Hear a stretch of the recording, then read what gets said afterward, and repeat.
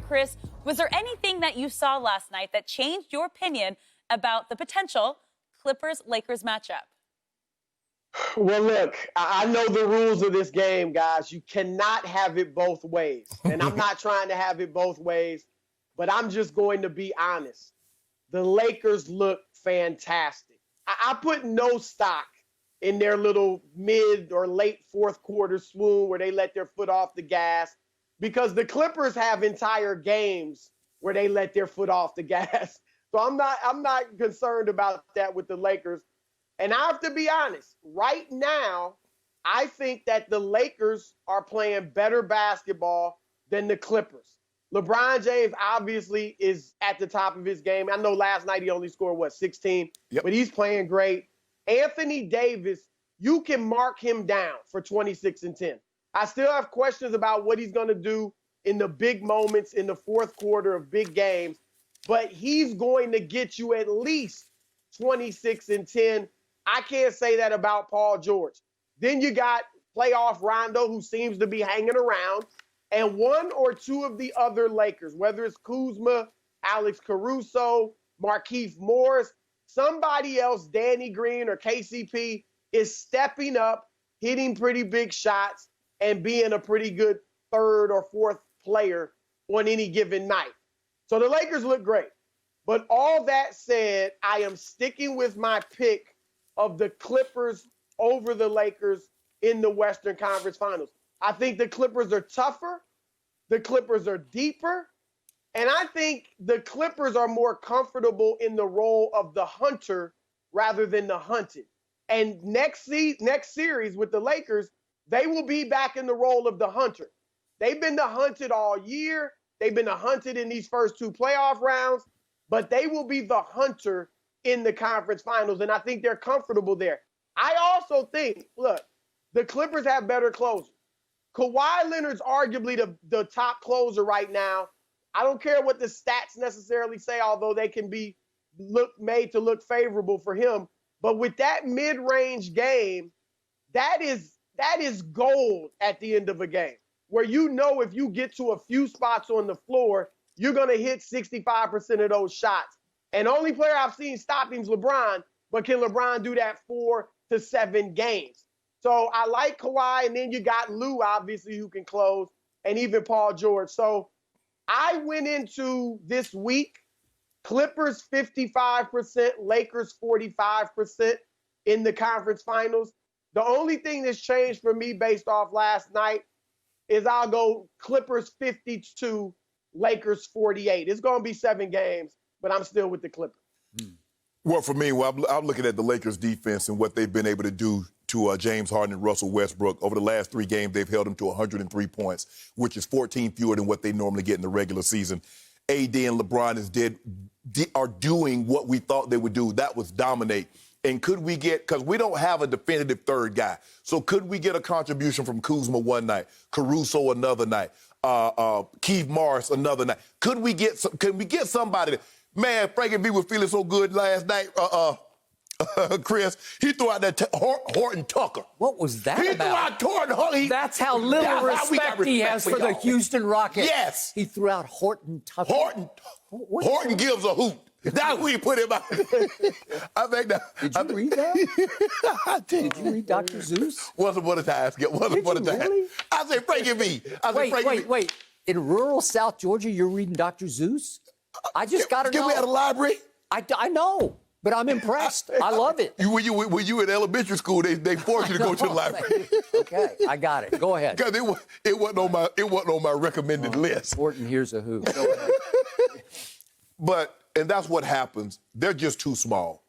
And when P.J. Tucker has to guard Anthony Davis, who is a skilled big man, you know, AD and Steven Adams are 2 different animals, Chris. I mean, one guy, yeah, he's a big guy. You try to keep him off the board, but you're not worried about him offensively. If he gives you 10, you're like, okay, wow, Steven Adams had a nice game. You got to try to stop Anthony Davis from getting 30 and 15. So now it's taking so much out of P.J. on the defensive end, he can give you nothing on the offensive end because his legs are done, trying to battle and scramble. And so for me, I love what I've seen, and I agree with you. The Lakers just got complacent. They started turning the ball over, and then all of a sudden they started just jacking up the ball 18 seconds into the shot clock. I'm not worried about this. I love what I'm seeing. We ready. We ready. Yep. Okay. I have to ask my friend Chris Broussard. It sounds to me like, Mr. Broussard, your eye test is telling you to flip your pick to the Lakers. That's what you went all the way to the edge of that cliff and you would not jump over it, and you dropped it to 52. He looked over. He was peering down into what could be disaster, but he finally said, no, I better stick with my pick. So, Chris, I will give you one last chance here, one last opportunity. Would you like to go ahead and pick the Lakers? I do believe in take integrity, Skip. And I've been with the Clippers for months now. You have. I'm going to stick with them. The Lakers look great. You're right. I looked over the cliff. I peered. I took a little step, but I'm going to stick with the Clippers. Okay. This is why you're right to stick with the Clippers. I put zero stock in what I saw from the Lakers in the last two games, in large part because the Rockets got housed. Once Daniel House's bubble burst, their bubble burst, and they weren't the same team anymore. It rocked them psychologically. As Shannon always says, you're only as strong as your weakest link, and he was their weakest link. It sounded like Tyson Chandler was in there for a while, too, but I don't know what happened. House is gone. They got housed. They came out, especially last night, looking defeated, looking dead in the water, looking dead-headed, looking as flat as Florida. I was stunned at how flat the Rockets looked to start the game. Two players especially, a guy I admire so much, a man who competes so hard, especially on defense, is P.J. Tucker. He just wasn't there last night. Look at the numbers. You buy 0 for 4 and 0 for 2 from 3. He wasn't even taking shots. And Covington, after he got his nose busted, look, he didn't show up last night. 1 of 2? Really? He made 1 of 2 shots. He made 1 3. And how about James Harden? Another big blemish on the playoff resume. Here we go again. 2 of 11, 1 of 6 from 3. Come on, James. This was your night to at least put up a fight. There were 3 Rockets who in the end kept fighting, and one of them is one of the co-stars. And we all know what Russell Westbrook's going to do. He might Westbrook. He might throw it in the 15th row much of the time, but when it is time to keep fighting in the fourth quarter, will he not fight his tail off? Yeah. And he makes 4 of 6 shots in the fourth quarter and 2 threes.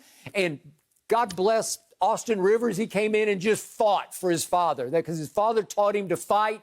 He fought it all the way home. He made some shots. McLemore made 3 threes, and they hung in, and it took your man Caruso. It's the Caruso. They're letting him close. Yeah. I'm shocked by that. And he had to hit a 3 that had to keep them above water because it was a 5-point game, and James jumped out on him and got a Dort Memorial hand up on him but couldn't get the ball. And Caruso had to shoot it higher than he wanted to arc it. And did he not just rain it in? It hit nothing but the bottom of the net. And that kept you from some humiliation. And he held that Cobra pose. Hey, Chris, you see him hold that Cobra pose? He's like, hey, it's good. Is he that good? Yeah. He's like a mini Braun now? Is that what he is? Yes. We got LeBron and Caruso got the highest plus minus of any 2 players in the NBA. Okay, good. Let's see if you take that to the Clippers bank. Let's see what happens. Okay, and my final point is there's one man on your team who scares me. He scares me to death, and it's playoff Rondo. Rondo do it. Well, look at the numbers he put up last night. I know it's not a big deal, but he almost got a triple-double. He almost got a triple-double last night. Rondo? Are you kidding me? He had, what is 11. 11, 10, and 8. 11, 10, and 8? Rondo? Yep. It was like the quietest 11, 10, and 8 you will ever see. In less than 30 minutes. What are you doing? Rondo, and he drained the 3. You see Rondo let them 3s go. I said, let him go, Rondo, let him go. So he takes over the fourth quarter of game 3, pivotal, because it's 1-1. Yep. And then he basically quietly dominated the game last night. He scares me. The mitigating factor is the Clippers have a Rondo, and his name is Patrick Beverley. I know they're not exactly the same, but they bring the same kind of toughness, edge, and energy. But Lou hadn't really, since he's gotten back in the bubble, Lou still hadn't had one of those breakout games yet. So Trez is fine. Trez is gaining traction. Trez is starting to run the floor, dunking on people, blocking shots. He's starting to look like the Trez that won Sixth Man of the Year. So he's getting back. But Lou hadn't hit his rhythm yet. So that's a little concerning, but we got something for him. All right, Lou is shooting 9%, I believe, from three in the last 6 games. So, yeah, that's a problem. But look, Skip, I got to give the Lakers defense some credit I agree. for what they've done to the Rockets, too. I buy that. They're running them off. They're getting up on them on the perimeter and making them kind of run off the three-point line. Yep. So you see they're taking like half as many threes as they really want to.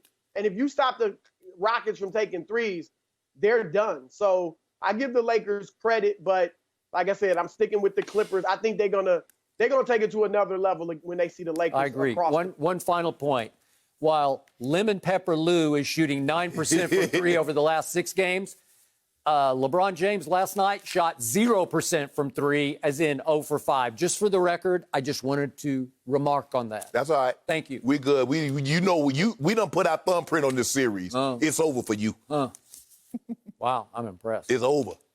Thank you for watching. You can subscribe here to get the latest from the show, and be sure to check out more of the best clips from Undisputed, or go watch a few other segments from our other shows on FS1.